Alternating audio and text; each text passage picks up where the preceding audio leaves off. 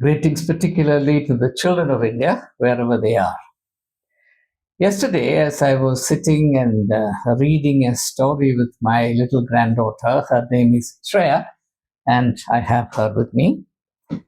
She was so happy with the story that she suggested to me that it might be a good idea to share it with others because the theme of the story is extremely relevant to our times.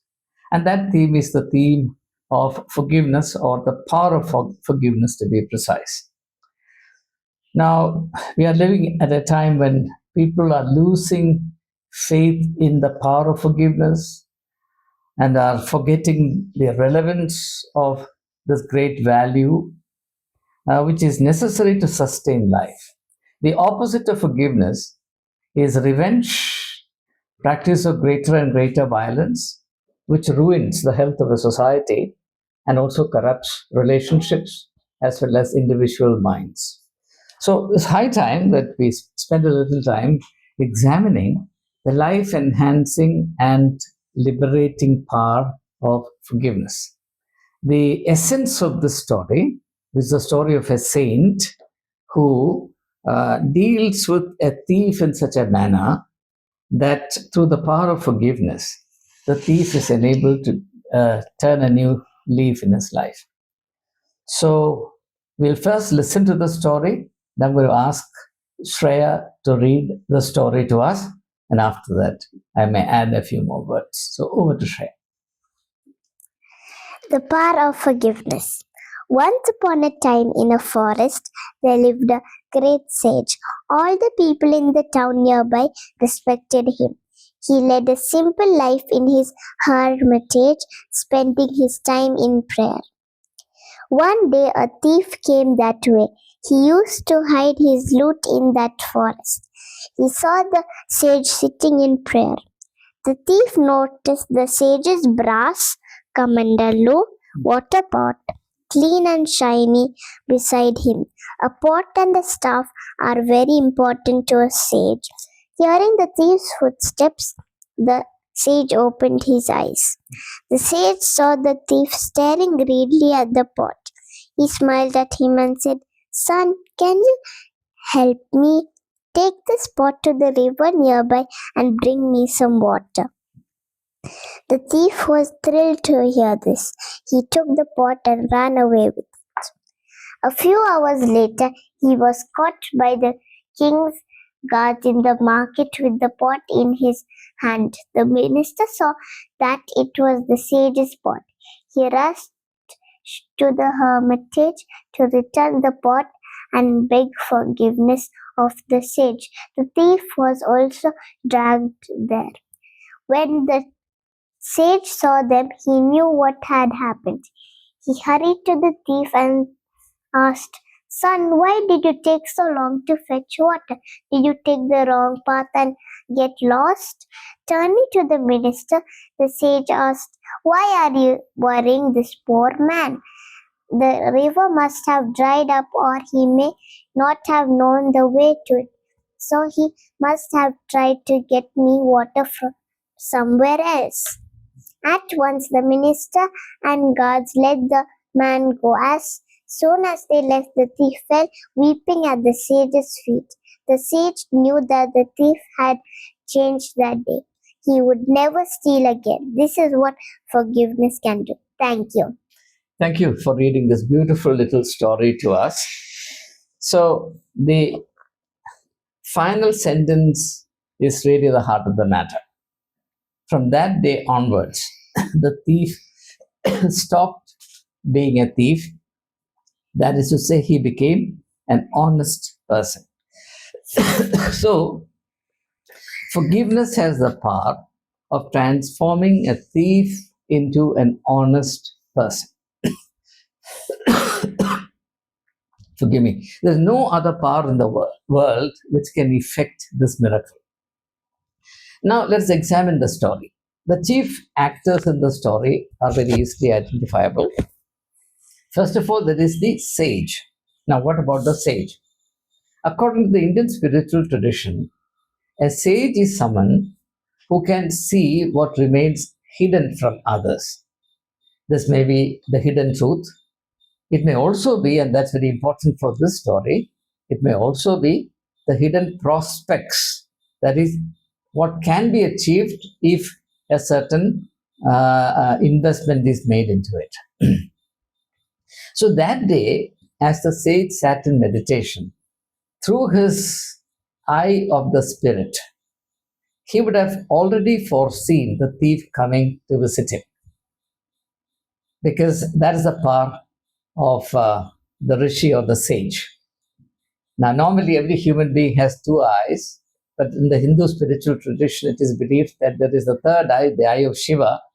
And if you cultivate that power, the power of the spirit to see, the eye of the spirit, then you will be able to see what the naked eye cannot enable you to see.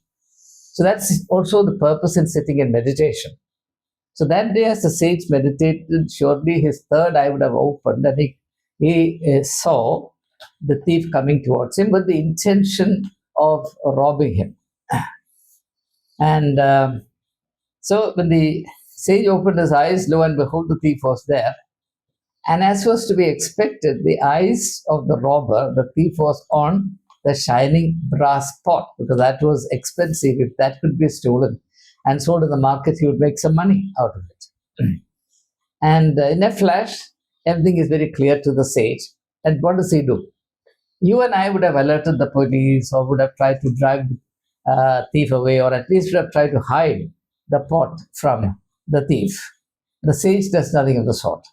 He rather entrusts the pot with the thief, asking him deliberately to go and fetch some water from the nearby river. Now, of course, the sage knew in advance that the robber, the thief, would run away with it. But then he also knew that some good could come out of it. And the thief, as he ran away with the shining pot, was caught by the king's guard. And the minister of the king at once realizes that the pot belongs to the sage. So he, with the king's guard, brings the pot to the sage with the thief under arrest. And the sage handles the situation very beautifully, handles the situation in a spiritual way. The purpose of the spiritual way is to enable the thief to become an honest man. So rather than allow the label of the thief to remain stuck on the person concerned, who would be called by the society as thief, the sage deals with him as a trustworthy person. He says, I asked him to go and get the water from the river. Maybe that particular spot that I suggested had no water because the river may have dried up. He may have gone somewhere else to get water because he's so devoted to me. So suddenly, in the sage's picture of this man, is not a thief. He is an honest, dedicated person who, rather than come back empty-handed, goes looking for water here, there, and everywhere, not to disappoint the sage. And this completely transforms the picture. The king's minister and the guards depart, and suddenly this strikes the thief very powerfully. He realizes that human greatness is real. And maybe for the first time in his life, he came across somebody through whom the greatness of being human became a tangible reality to the thief. And it became such a life-transforming experience for him. And that day onwards, he became an honest person. This is a very short story, but it powerfully and clearly illustrates the power of forgiveness. Now, obviously, if you want the power of destruction, if you want the power to malign others and make life difficult for others, then this is not a virtue to be committed.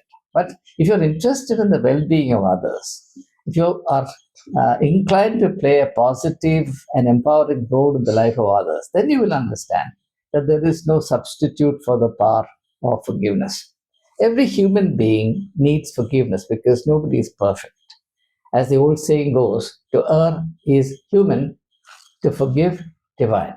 So by forgiving others deliberately, even when they do not deserve our sympathetic consideration of forgiveness, we participate in the nature of God, and we are actually acting as God's representative in that particular situation.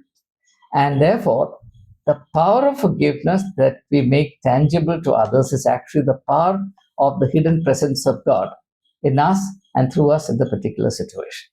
And this is something that was so integral to the Indian spiritual vision, but unfortunately, at the present time, we are losing sight of these basic values. On the contrary, it is the power of hate, the power of hard heartedness, the power of brutal repression and reaction that is being nationally preached and upheld. And this gives us a cause for worry, because this will undermine the health and wholeness of our society and will make our social domain a theater of war all the time. And even as this goes on, the quality of human being, the quality of being human gets degraded, and that augurs no good for anyone at all. So let's pause for a moment and consider where we are headed. The politics of hatred, the politics of violence, and the attitude of hatred towards others, etc., etc. These things do not help the country at all. It doesn't help individuals, doesn't help communities, it doesn't help the country. What really helps, what preserves the health and nobility of life, is the power of forgiveness. So we are very, very grateful that in our tradition, in the Indian tradition, there are such wonderful stories that very clearly, crisply, and adequately demonstrate the tremendous value of these universal values. So we are very happy that together we could share this theme, the power of forgiveness, with all of you. Let's resolve that we'll practice the power of forgiveness and transform the situations in which we find ourselves. Thank you.